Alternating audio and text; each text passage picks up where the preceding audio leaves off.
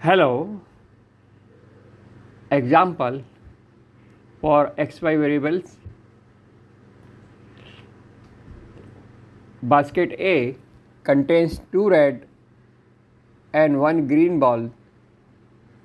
Total price of the balls is rupees 25. Basket B contains 1 red and 2 green balls. Total balls price is rupees 20. If price of 1 red ball is rupees X and price of 1 green ball is rupees Y, find value of X and Y. Solution: total price of 2 red and 1 green ball is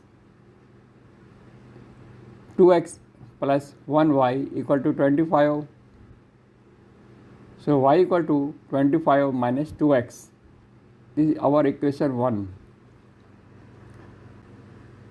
For basket B, total price of 1 red and 2 green balls is 1x plus 2y equal to rupees 20.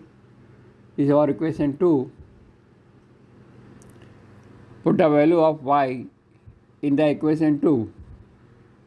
Then 1x plus 2 and the bracket 25 minus 2x equal to 20. So 1x plus 50 minus 4x equal to 20 minus 3x equal to minus 30, x equal to 10. Put the value of x in the equation 1 to find value of y.